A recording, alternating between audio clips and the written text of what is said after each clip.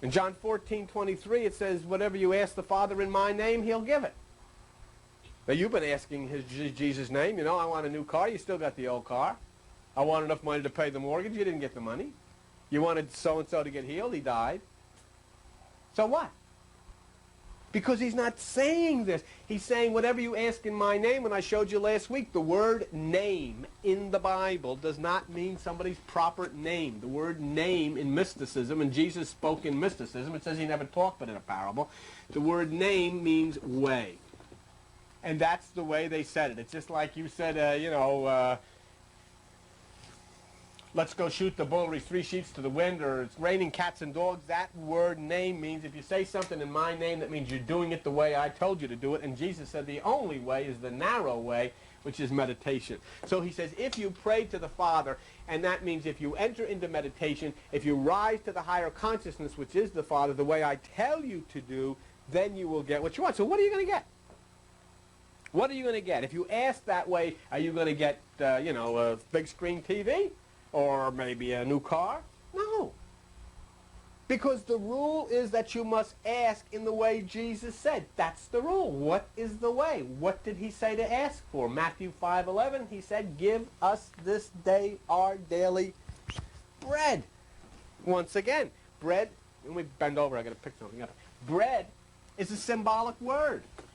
It doesn't mean bread. It doesn't mean a loaf of bread. It doesn't mean Wonder Bread. It means bread means wisdom. It means understanding in the same way that horse does.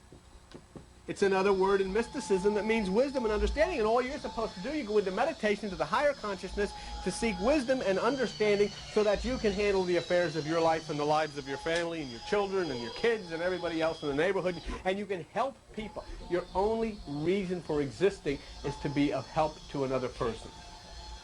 And so then you don't ask for money because he is money. You don't ask for health because he is health. You don't ask for prosperity because he is prosperity. You don't ask for family relations being taken care of because he is family relations. All you need then is Christ, and you get Christ by following his way, entering into the house, going to the upper room, sitting at the right hand, which is casting your energy to the right hemisphere of the brain, allowing the brain cells on the right side to start to come to life, and then this is all a physical, psychological thing. You've been instructed by this man who knew exactly. He said, don't pray to me, don't ask me for anything, I'm not going to pray for you, I can't do anything. All you have to do is do it in the way that I tell you to do it, and you'll have success. In fact, he says you'll do better things than I do, and he's telling you you can do this, and all the church is telling you is that you're a guilty sinner and that you go groveling on the floor asking for forgiveness from somebody and all of this nonsense.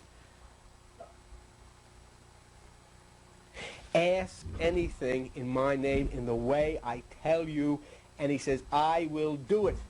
John 14:14. Watch, we're going to have some mystical stuff here. What did he say? Ask anything in my name, in meditation, the way I tell you, and I will do it. And how can he do it? Because he said that the Father would do it. What is the Father's name?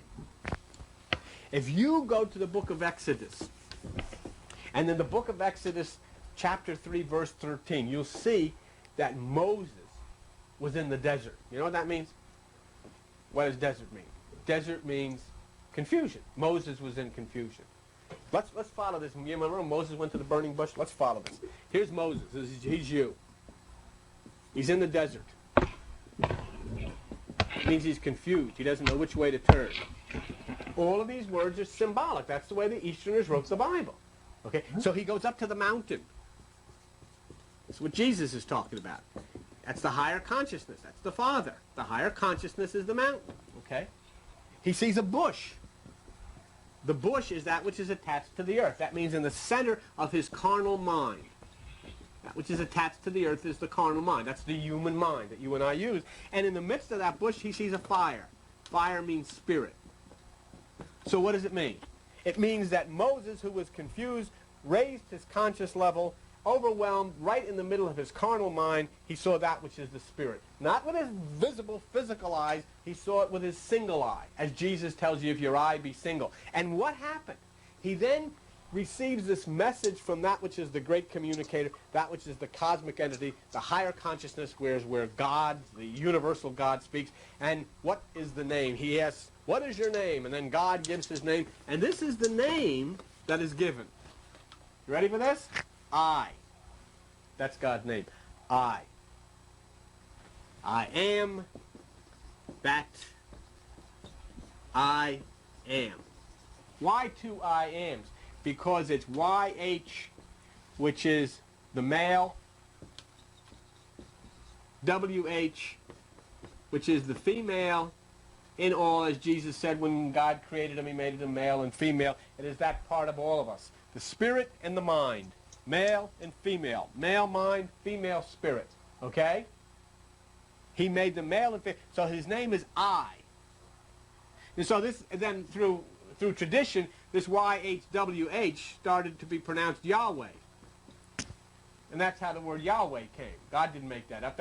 We made that up. But when the religion moved to Europe, there was no Y in Latin. So it became I, and there was H, but there was no W, so that became V, and there was an H. And this I in Latin is pronounced J, so it became JHVH, and we made it Jehovah. It wasn't. We made it up. See? But these figures, these characters that stand for I am and I am are the male and the female, which is in all of us. So the name of God is I. See? If you really want to, and this will really get your friends freaked out at you, but this is what you say. If they say, what is your name? Your name may be Charlie, or your name may be Harry. Who plays right field for the New York Mets? Darryl Strawberry. Okay, we got that. Who's catching now for the San Francisco Giants? Gary Carter. Okay. Who's the great ball player for the Chicago Bulls? What's his name? Well, anyhow. And I should have thrown, who is that? Frank, who's the guy that plays for the Chicago Bulls, the great basketball player? Huh? Johnson, you're worse than I am. Somebody said us the name. We're drawing a blank, but what I'm trying to say is you identify people by their name. God's name is I am. So when somebody says to you, who is God? You say, I am. And they say, oh, he believes that he's God. No. It's not that me. It is I. The higher consciousness is I. So when Jesus says, ask anything in my name, ask anything in the way I tell you via meditation, and I will do it. That does not mean Jesus will, because Jesus said he can do nothing. It means I will do it. And what did Jesus say? I and the Father are one. That means I is the center of your consciousness. I am that I am. So as you ask in the way that Jesus said, you raise yourself to the higher consciousness, you come to the center of your own existence, which is God, which is I, in that place above human thought, and there that which is the I will do, as long as you ask simply for that power, that wisdom, that understanding to come pouring down and to lift you up above all of these things, which are the things of the lower mind.